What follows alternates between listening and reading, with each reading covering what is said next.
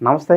ప్రస్తుతం మనతో పాటు ప్రముఖ ఆధ్యాత్మికవేత్త, ఆస్ట్రాలజర్, బ్రహ్మశ్రీ శ్రీనివాసుల అనంతరామ శర్మ గారు మనతో ఉన్నారు. గురుగారితో మాట్లాడేద్దాం. గురుగారు నమస్కారం. నమస్కారం అండి. సింహార్పణం. గురుగారు, మే నెలలో కర్కాటక రాశి వారి ఫలితాలు ఎలా ఉండబోతున్నాయి? పాజిటివ్ అంటారా, నెగిటివ్ అంటారా? ఎలాంటి జాగ్రత్తలు తీసుకోవాలి? గురుగ్రహ సంచారం కూడా జరుగుతుంది ఈ నెలలోనే. మరి ఏం చెప్తారు వీళ్ళ గురించి? ఈ నెలలో వీళ్ళకి అన్ని రంగాలుగా బాగుంటుందనే చెప్పుకోవచ్చు. నెల మొత్తం కాదు, మళ్ళీ వీళ్ళకి అంటే చివరిలో ఒక 30 వంతు వీళ్ళకి బాగుంటుంది. 1/4 వంతు కాస్త ఇబ్బంది కలుగుతూ ఉంటుంది ఈ మే నెల మొత్తంలో కూడాను.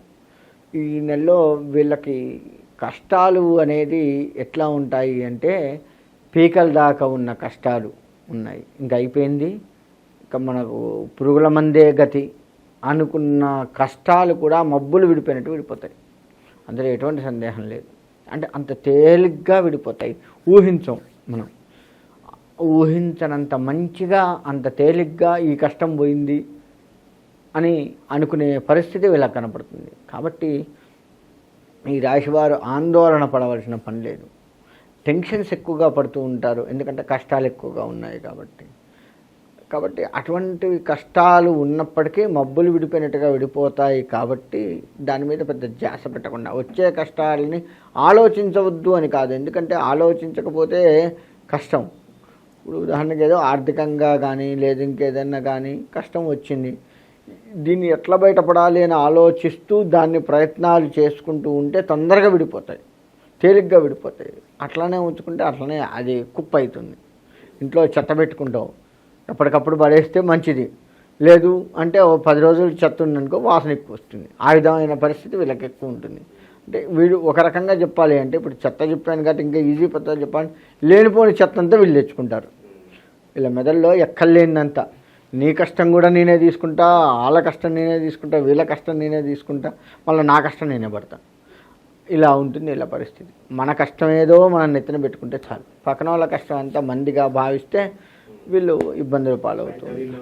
పక్క వాళ్ళకి సహాయం చేయాలి, ఏదో డబ్బు విషయంలో షూరిటీలు ఇవ్వాలి, ఇలాంటి ఆలోచనలు ఉంటే వదిలేసిన. అసలు షూరిటీ అనేది వీళ్ళ జీవితంలో ఒక రకంగా చెప్పాలి అంటే బంద్ చేయడం బెస్ట్. ముఖ్యంగా ఈ మే నెలలో అసలు షూరిటీ అనేది పూర్తిగా పక్కకు పెట్టాలి. ఎందుకు చెప్తున్నాను అంటే, వీళ్ళ విషయంలో చివరిలో అన్నదమ్ముల నుంచి విభేదాలు కలిగే అవకాశం ఉంటుంది. గొడవలు ఎక్కువగా అవుతూ ఉంటాయి అన్నదమ్ముల మధ్య. అన్న మీద తమ్ముడు కోపట్టము, ఆస్తి కానీ ఏదన్నా విషయం, ప్రధానికి అన్నదమ్ములు అన్న ఆస్తే తీసుకోవద్దు. మళ్ళీ ఇంకోటి ప్రస్ఫుటంగా చెప్తున్నాను ప్రజలకి, అన్నదమ్ములు అనగానే ఫస్ట్ వచ్చే ఆలోచన ఆస్తి. అది కాదు. అన్న తప్పు చేస్తున్నాడు, అన్న మీద ఏదైనా నింద పడుతుంది అని చూచాయిగా తమ్ముడికి తెలిసిన, అన్నయ్య ఇట్లా ఉంది అని చెప్పినా, నువ్వు నాకంటే చిన్నుడి, నువ్వు నాకు చెప్పొచ్చేవాడివారా, ఇలా కూడా గొడవలు అయ్యి ఇబ్బంది పడే అవకాశం ఉంటుంది. అంటే వీటికి చెప్పే విధానం రాకను, అక్కడి నుంచి తీసుకునే విధానం రాకను, చెప్పేది పాజిటివ్గా నా తమ్ముడు నా కోసం చెప్తున్నాడు అని తీసుకునేది లేకను, ఏదో ఒక రకమైన ఇబ్బందులు వీళ్ళకి కలుగుతాయి. అన్నదమ్ముల మధ్య ఆస్తి కావచ్చు, ఇటువంటివి కావచ్చు. తమ్ముడు, అరే ఏందిరా నువ్వు అట తిరుగుతున్నావు, వాడితో తిరుగుతున్నావు ఎందుకురా అని తమ్ముడిని మందలించే హక్కు అన్నయ్యకు ఉంటుంది. ఎందుకంటే తండ్రి తర్వాత తండ్రి లాంటి వాడు అన్నయ్య. అటువంటి వాళ్ళని కూడా మనం లెక్క చేయం, మన ఊపు అట్లా ఉంటుంది తమ్ముళ్ళ సంగతి లెక్కేసుకుంటే. అటువంటి జాగ్రత్తలు తీసుకొని నా అన్నయ్య నా కోసం చెప్తున్నాడు అనేది కనుక తీసుకుంటే చాలా బాగుంది. సో మంచి ఫలితాలు చాలా తక్కువ వరకే ఉన్నాయని చెప్పి మనం మాట్లాడుకున్నాం మొదట్లో. మరి ఎలాంటి మంచి జరగబోతుంది వీళ్ళకి నెల? వీళ్ళకి మంచి అంటే, వీళ్ళ కష్టం వీళ్ళకు లాభిస్తుంది. వీళ్ళు ఇంతకు ముందు నుంచి పడ్డ కష్టం ఏదైతే ఉందో అది ఈ నెలలో మంచిగా ఉంటుంది. ఎన్నాళ్ళ కష్టం ఇప్పటికి తీరింది మనకి అని ఒక మాట అనుకుంటూ ఉంటాం. అటువంటివన్నీ కూడాను నెరవేరుతాయి, డౌటే లేదు. ఆర్థికంగా వీళ్ళు పాత ఇబ్బందులన్నీ కూడా జయించి తద్వారా ఆర్థికంగా ముందుకు వస్తారు.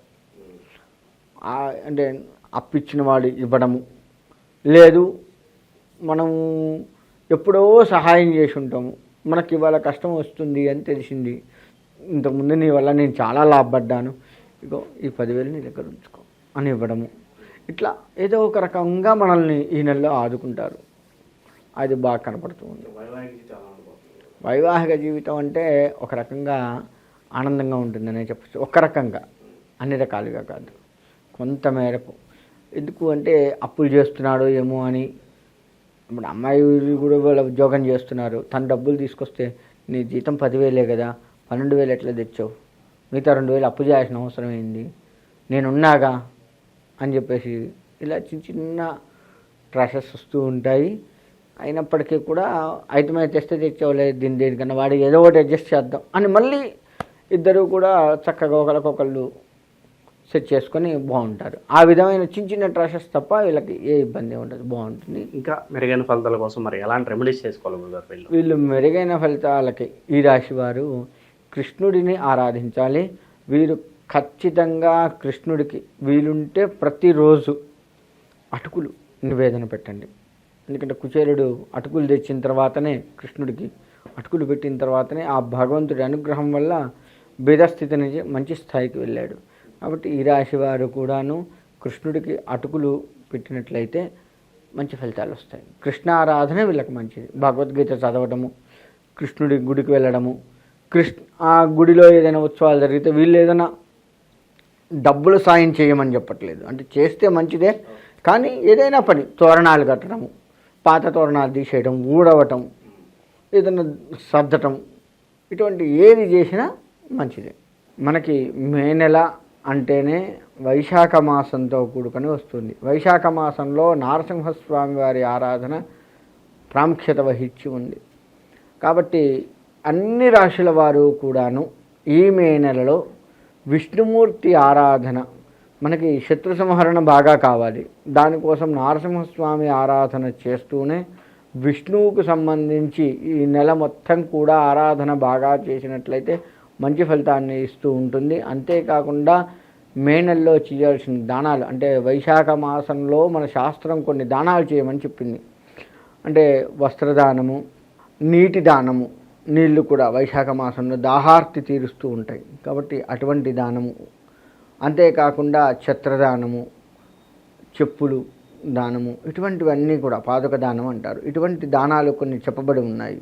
వాటిని కనుక తెలుసుకొని చేసినట్లయితే తప్పకుండా అన్ని రాశుల వారికి ఈ దాన ఫలితం మనకి అంది వాటి నుంచి కాస్త మనం ఉపశమనం పొందే అవకాశం ఉంటుంది. కాబట్టి అన్ని రాశుల వారు కూడాను ఈ నెలలో దానాలు చేస్తూ విష్ణుమూర్తి ఆరాధన బాగా చేసినట్లయితే విష్ణువు ప్రీతిగా మనం ఏది చేసినా సరే మన యొక్క కష్టాన్ని ఆయన తీసివేసి, మన శత్రువుల్ని ఆయన తీసివేసి, మనల్ని పెడదోవ పట్టకుండా మనకి కూడా స్వామివారి యొక్క అండదండలు ఉండి చక్కగా మన ఈ మే నెలలో వచ్చే ఒడిదుడుకులు ఏవైతే ఉన్నాయో అవన్నీ కూడాను బయటపడటానికి విష్ణు ఆరాధన ఎంతైనా మంచిది. కాబట్టి అందరూ కూడా ఈ విధంగా చేసుకోండి. మీ జాతక ఫలితాలను పట్టి మనం ఇప్పటివరకు చెప్పుకున్నాం కదా, దాంట్లో మన జన్మకుండలు ఎలా ఉంది ఏంటి చూసి దానికి ఏమైనా పరిహారాలు అంటే మీ దగ్గరలో ఉన్నటువంటి వేద పండితులను ఎవరినైనా సంప్రదించినా, లేదు మమ్మల్ని సంప్రదించినా సరే దానికి చక్కటి పరిష్కారాలు చూసి పరిష్కారం చేసి మీకు మంచి ఫలితాన్ని అందివచ్చు. కాబట్టి ఆ విధంగా చేసుకొని అందరూ కూడా శుభంగా చక్కగా ఉండాలని కోరుకుంటున్నాను.